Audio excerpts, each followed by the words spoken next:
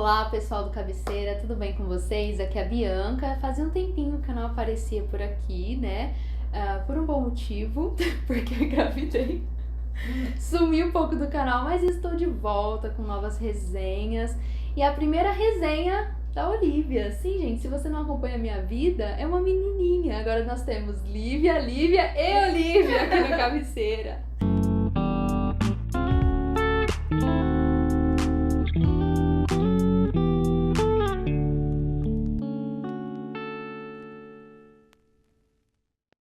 E, gente, eu não poderia falar de outro tema, né, senão feminismo. Pra quem não gosta, pra quem já tá de saco cheio, sinto muito, mas eu vou continuar falando muito sobre esse assunto aqui no canal.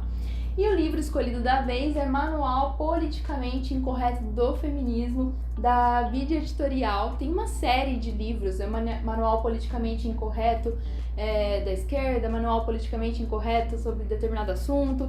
E é um tipo de livro muito gostoso de ser lido. A Carrie Lucas, que é autora desse livro, ela escreve de uma forma assim muito didática, muito cômica até, e ela escreve trazendo exemplos do nosso dia a dia para que a gente consiga se contextualizar melhor. Aqui nós temos as fotinhas de algumas feministas muito conhecidas, como por exemplo a Frida Kahlo, a Simone de Beauvoir, a Judith Butler, e elas estão aqui de uma forma muito caricatas. Aqui nós temos a Beth Friedan, Nossa, deu um branco. Deixa eu não faço ideia.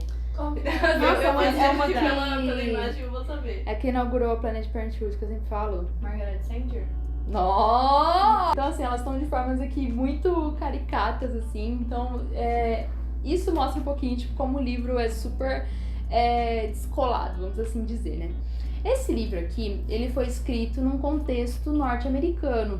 Então, vocês vão ver que os exemplos, os dados, são dos Estados Unidos.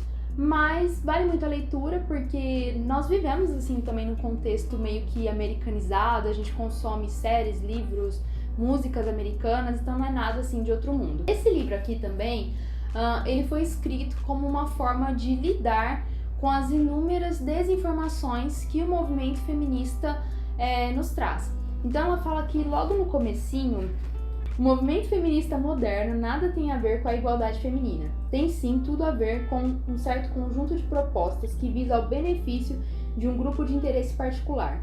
Mulheres que hão de seguir a ideia que as feministas profissionais fazem do que uma mulher deveria querer. E mais pra frente, ela continua falando, né? E a desinformação leva às más decisões, especialmente prejudiciais quando feitas por garotas ainda jovenzinhas, apenas começando a andar com as próprias pernas. E aí, por fim, né, ela termina a introdução falando assim: esse livro foi escrito para lidar com as inúmeras desinformações que estão sendo despejadas sobre as mulheres. Então, digamos assim, que é um livro que combate o movimento feminista. E ela fala que muitas das mulheres jovenzinhas, como eu li aqui para vocês, acabam aceitando muitas desinformações simplesmente porque são despejadas para elas. Até porque o próprio feminismo ele tomou muita academia, então muitos dos estudos que vocês vão ouvir falar a respeito de mulher, violência e qualquer outro assunto relacionado, muito provavelmente foi influenciado por uma feminista. Então eu tenho convicção que você já deve ter ouvido algum tipo de dado assim: tantas a cada tantas mulheres são estupradas no Brasil a cada tantos minutos, tantas mulheres sofrem disso, tantos %, e a gente, por simplesmente pegar essa informação e aceitar, a gente não questiona se de fato esses dados são verdadeiros. E uma crítica que a Carrie Lucas faz aqui nesse livro é que as informações são despejadas sobre as jovenzinhas e elas simplesmente adotam esse tipo de informação sem nenhum tipo de crítica ou validação. Ela também fala, né, que o feminismo, como aquele capaz de beneficiar a mulher, como aquele capaz de ser o salvador da mulher, ele falhou. E é por isso que, por incrível que pareça, a Carrie Lucas, né, aqui aparentemente, parece ser uma antifeminista ou coisa do tipo. Mas ela se considera feminista. Já vou explicar pra vocês esse plot twist. Ela se considera uma feminista de igualdade, que nada mais é do que um movimento feminista dentro do próprio movimento feminista para salvar o feminismo do feminismo. Então, digamos assim, que ela quer resgatar o feminismo da sua essência, daquilo que o feminismo era nos seus primórdios e ao longo do tempo foi se corrompendo. Então, ela se chama, né, ela se conclama como feminista de igualdade, feminista 2.0, né? E a gente vê que junto com ela existe uma leva de feministas que também se conclama como feminista de igualdade, feminista 2.0, como, por exemplo, a Christina Hoff Sommers, que é autora do livro Quem Roubou o Feminismo, né, traduzindo para o português. Gente, é um livro que não existe em português. Eu consegui ele em inglês, porque também para comprar é caríssimo. Eu consegui ele em inglês, li algumas coisas para tentar entender, mas assim, gente, ler um livro em inglês para mim ainda é muito difícil. E não tô falando de um livro de literatura, tal, mas é um livro assim difícil, um livro que fala sobre política, sociologia, então assim, pra mim ainda é um pouco complicado, mas eu consegui absorver um pouquinho do livro. Outra pessoa também que faz parte desse feminismo de igualdade é a conhecida Camille Paglia. Inclusive, gente, tem um livro dela, tava até compartilhando com a Bi hoje, que eu queria muito esse livro, que se chama Personas Sexuais, que também não achava pra comprar de jeito nenhum. E recentemente a Vide Editorial lançou uma nova edição, mas tava assim, gente, muito caro. Pra lá de R$100. E eu deixei ali no carrinho eternamente. Quem sabe um dia, talvez, quem sabe. E hoje eu consegui esse livro de presente. Então, em breve, vou trazer resenhas aqui no canal. Porque são feministas que falam contra o feminismo, mas elas também não abandonaram o movimento. Então, é um tipo de perspectiva completamente diferente. Porque elas já têm uma cosmovisão feminista. É diferente de uma cristã que combate o feminismo com uma cosmovisão cristã.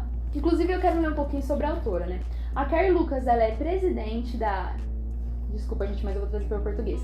Do Fórum de Mulheres Independentes, que é uma organização americana conservadora sem fins lucrativos focadas em questões políticas e econômicas que preocupam as mulheres. E ela faz parte desse fórum desde 1992. Então a gente vai ver que as feministas ali da década de 90 começaram a olhar para trás a partir ali da década de 60, que é onde aconteceu a revolução sexual, e esse boom se deu a partir ali da Kate Millett com seu livro Política Sexual. E elas começaram a olhar para trás para a história do feminismo e começaram a perceber que o feminismo estava muito diferente daquilo que elas idealizavam do feminismo. Então a gente vai ver, né, que o feminismo tem diversas vertentes e elas mesmas não concordam entre si. Tanto é que para as feministas, a Camille Paglia, a Christina Hoff Sommers, a Carrie Lucas é vista como antifeminista, mas elas mesmas se consideram feministas. Tanto é que eu tava vendo que esse livro, Personas Sexuais, que eu tô doida pra ler, gente, tá escrito assim, né, no prefácio dele, nos comentários, né? Se as feministas não querem que você leia esse livro, então é porque você deve ler esse livro. Sendo que foi escrito por uma mulher que se considera feminista. Então, assim, gente, é um rolo dentro do próprio movimento e a gente sabe que reino dividido não subsiste. Então a gente vai ver que existe essa diferença entre o movimento feminista, né?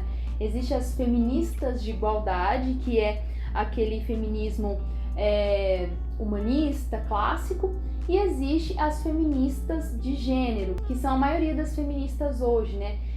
E nesse livro também, né, Quem Roubou o Feminismo, a Christina Hoff Sommers comenta que essa guerra que existe entre os sexos, né, foi promovida pelas próprias feministas, né? E ela refuta, gente, inúmeros livros e informações feministas que são despejadas sobre a gente. A Carrie Lucas também faz isso, mas se vocês tiverem a oportunidade de conseguir o livro da Christina Hoff Sommers, Quem Roubou o Feminismo, você vai ver que ela refuta muito essa feminista aqui, a Naomi Wolf. A Naomi Wolf fala muito sobre anorexia, ditadura da magreza, como as mulheres são oprimidas pela beleza. E a Christina Hoff Sommers, no seu livro Quem Roubou o Feminismo, também pega todos esses dados que a Naomi Wolf traz nesse livro e ela fala, tipo assim, onde estão as fontes desses dados? Cadê as pesquisas?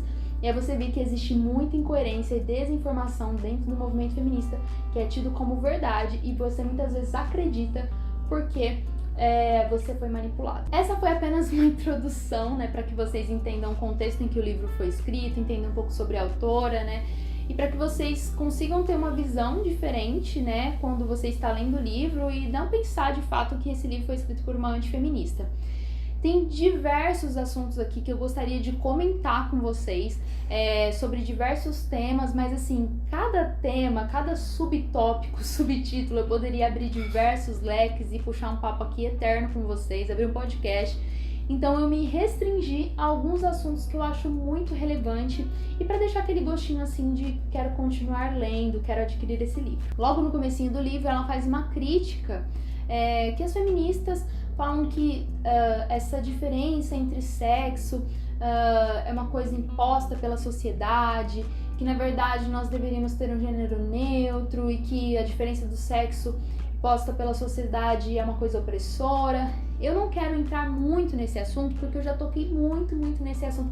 É tão bom ver que o canal está crescendo porque a gente vê que tipo, eu já falei sobre isso no vídeo tal, né? Para saber mais, clique aqui. Então, gente, eu já falei muito sobre diferença de sexo e a importância da diferença dos sexos na nossa resenha, porque o gênero importa, né? Que eu também já combati o nome desse livro, né? Que deveria ser Porque o Sexo Importa, porque ele combate a ideia de gênero e traz no título Porque o Gênero Importa, né? Não faz muito sentido. Mas só para vocês terem uma ideia, ela continua combatendo, né? E reforçando a ideia aqui também desse autor, falando que essa ideia de que gênero é uma construção social e que muitas das pessoas começam a pensar dessa forma e como a nossa sociedade é influenciada por pensamentos feministas, né? Por exemplo, eu tava vendo uma mãe que recentemente teve um bebê nos Estados Unidos e ela falou que na hora de preencher os dados ali, né, para poder fazer como se fosse uma certidão de nascimento, já tinha a opção de gênero indefinido para criança, né? Então a gente vê que parece que é uma coisa distante, inócua, que não vai nos afetar, mas a gente começa a ver que essas pequenas raposinhas já começam a influenciar o nosso dia a dia. Ela fala, né, que as feministas acreditam que o sexo é uma coisa construída, né, como pregava a Judith Butler, que é essa daqui do cantinho aqui do livro. Se o sexo é uma coisa construída, ele é artificial. Se ele é artificial, ele pode ser modificado, ele pode ser moldado, ele pode ser aprimorado, né? Agora, se o sexo é uma coisa inerente a nós, seres humanos, se nós já nascemos com aquele determinado sexo, nós não podemos modificar. O que eu sempre vou recomendar para vocês, vou deixar aqui no card também, eu sempre indico, que é o Paradoxo da Igualdade, que fala sobre a diferença entre homens e mulheres em relação a preferências, gostos, comportamentos e por que isso é importante para nossa sociedade. Ela também fala sobre relacionamentos, sobre cavalheirismo, que é um ponto também que eu achei super importante, como nós mulheres muitas vezes rejeitamos as principais qualidades dos homens, entre elas o cavalheirismo. E eu agora vou dar um testemunho para vocês. Eu sempre cresci de uma forma muito independente, eu faço, resolvo, aconteço, e eu tive um pouco de dificuldade no começo do meu relacionamento para aceitar em ser cuidada, ser tratada, ser amada, porque eu queria me provar como autossuficiente. E ela faz uma crítica, né? Como muitas vezes nós mulheres tratamos até mesmo as ações de gentileza dos homens como algo machista. E a gente tira dos homens as principais qualidades que eles têm. Aqui na página 26 ela fala assim: para as feministas, há nos papéis tradicionais assumidos por homens e mulheres durante o cortejo como algo sexista e aviltante às mulheres. Aí mais pra frente ela fala: gestos que antes se esperavam de cavalheiros, como abrir portas ou ceder lugares às mulheres, já não eram mais vistos como corteses, e sim como evidência de que os homens assumiam em ser as mulheres de alguma forma fracas e menos capazes. De acordo com a lógica feminista radical, um homem que se oferece para carregar as malas pesadas de uma moça quer dizer que tal moça precisa de ajuda de um homem para se virar. E eu sempre falo muito isso, né, para as meninas da célula, das igrejas e lugares que eu vou. Deixem os homens serem homens, deixem ele cuidar de você, permita ser tratado. Não é que você não pode fazer, que você não consegue, mas você não precisa fazer, você não precisa se esforçar, né? Você não precisa se descabelar. E a gente vê hoje em casamentos cristãos, em lares cristãos, em meninas cristãs, elas não permitindo ser cuidadas, ser tratadas, ser amadas, e com isso a gente tira o papel do homem de protetor, de provedor e de sacerdote nas nossas vidas. Ela também faz uma crítica ao sexo casual, como o feminismo defende o sexo casual, como a gente vê isso cada vez mais forte na cultura norte-americana, e ela dá até o exemplo da série, né, Sex and the City, muito antiga, e como isso foi banalizado. E eu lendo sobre isso, né, eu lembrei de um episódio que eu assisti de Casamentos às Cegas, tenho orgulho de falar que eu assisti nem um pouco, mas é um retrato da sociedade e eu gosto de assistir algumas coisas para poder fazer pequenas análises, né? Casamento às cegas, se você não sabe como funciona, basicamente é assim. As pessoas se conhecem através de cabines separadas, elas conversam sem se ver e caso dê um match ali, né, elas vão pra lua de mel antes de se casarem, né? Vão pra lua de mel, desfrutam do sexo e dos benefícios ali que um casamento poderia oferecer e depois de um mês juntos, convivendo juntos, eles decidem se de fato eles vão casar. E a gente vê que isso é cada vez mais normal na nossa sociedade. Você não precisa ter intimidade com a pessoa necessariamente para fazer sexo com aquela pessoa, porque o sexo foi desvinculado do matrimônio. Então a gente vê como consequência uma pressão social sobre os jovens para que eles façam sexo cada vez mais cedo. E a Carrie Lucas traz aqui no livro dados de meninas que se arrependeram de ter feito sexo tão cedo por conta de uma pressão dos amigos, enfim. E ela também traz alguns dados a respeito, por exemplo, de DSTs, né? Sempre foi pregado, né, principalmente na nossa geração, de que faça sexo desde que seja seguro, desde que seja com camisinha, tá tudo certo. E ela fala que isso é uma mentira muito grande, né? Ela traz dados aqui que mostram que na sociedade americana, por exemplo, o número de DSTs subiu porque não necessariamente a camisinha protege contra todas as DSTs e o número de gravidez indesejada diminuiu de fato, mas o número de DSTs subiu. E ela traz uma porcentagem assim altíssima de jovens americanos que são sexualmente ativos e que contraíram DSTs por conta de uma vida sexual desenfreada. E uma crítica aqui também, né, é que os homens, eles, agora que tem o sexo tão facilitado, eles se eximem da responsabilidade que é o matrimônio. Porque antigamente, para um homem fazer sexo com uma mulher, ele teria que se casar com essa mulher e assumir todas as responsabilidades de formar uma família. Agora, por que os homens não querem se casar? Porque eles já têm o benefício do matrimônio, que é o sexo. Então, por que ele iria pagar conta? Por que ele iria ter que se matar de trabalhar? Por que ele iria assumir uma casa se ele já tem tudo aquilo que ele precisa? Tem um livrinho aqui que eu quero indicar pra vocês, se é que eu já não indiquei em algum outro vídeo, que é esse daqui, bem curtinho, A Cosmovisão Sexual Cristã. Ele tem, se eu não me engano, 110 páginas, é aquele livrinho assim pra quem tem preguiça de ler. E o autor fala um pouquinho sobre princípios bíblicos a respeito de sexualidade. E ele faz um comentário aqui na página 17 que eu quero ler para vocês. O que os cristãos ainda estão menos propensos a entender é que a revolução sexual se encontra no cerne dessa cosmovisão e que, na verdade, o sexo é, em sentido distinto, uma cosmovisão. Nosso pensamento amplo sobre a vida não molda apenas a visão sobre a sexualidade humana. A visão da sexualidade humana molda o restante do nosso pensamento. Os conceitos e as práticas sexuais da sociedade ocidental ao longo das últimas poucas décadas não mudaram de maneira tão dramática apenas porque a cosmovisão proeminente da sociedade mudou. A sociedade mudou porque a sua cosmovisão sexual foi alterada. Então, os nossos jovens têm uma mentalidade hoje a respeito de sexo porque eles perderam a cosmovisão cristã. Eu já falei sobre isso, não falo sobre isso, não vou entrar nesse assunto, mas também tem um vídeo aqui no canal. Nem sei se cabe o tanto de cards que eu tô falando, mas qualquer coisa... Tem o card da playlist de sociologia, eu acho que tem todos lá. É verdade, gente, procura lá um cardzinho sobre assuntos correlatos que vocês vão ver inúmeros vídeos que trazem assuntos correlatos sobre sexualidade, sobre cosmovisão, sobre inserção da mulher no mercado de trabalho, porque eu não vou poder entrar de novo nesses assuntos aqui, porque senão o vídeo ficaria imenso. O autor aqui também diz na página 7.4, né, a cosmovisão sexual anticristã elimina a intimidade do sexo e substitui o sexo, né, por poder. O poder físico do macho para coagir o sexo e o poder emocional da mulher de trocar o sexo por outra coisa que ela deseja. Os homens usam as mulheres como objetos e as mulheres usam o sexo como objeto. E é exatamente isso que a gente está falando aqui nesse livro, né? Sobre como essa questão do sexo casual tem invadido os nossos jovens. Porque agora existe predominantemente na nossa sociedade uma cosmovisão sexual anticristã, que é a cosmovisão sexual que o feminismo defende. Tem diversos outros assuntos que eu gostaria de falar. Ela fala sobre como o feminismo incentiva a homossexualidade entre mulheres. Ela fala contra o divórcio, como o feminismo enxerga o divórcio como um sucesso para as mulheres, mas na verdade ela traz dados que a sociedade americana divorciada não é mais feliz do que aqueles que se mantiveram no casamento. E um último ponto aqui que eu quero falar com vocês, que eu não poderia deixar de tocar aqui, porque agora estou no meu lugar de fala, porque eu estou grávida. Ela fala como o feminismo influenciou a nossa visão a respeito de maternidade. Ela fala que muitas mulheres têm uma visão a respeito de maternidade completamente distorcida.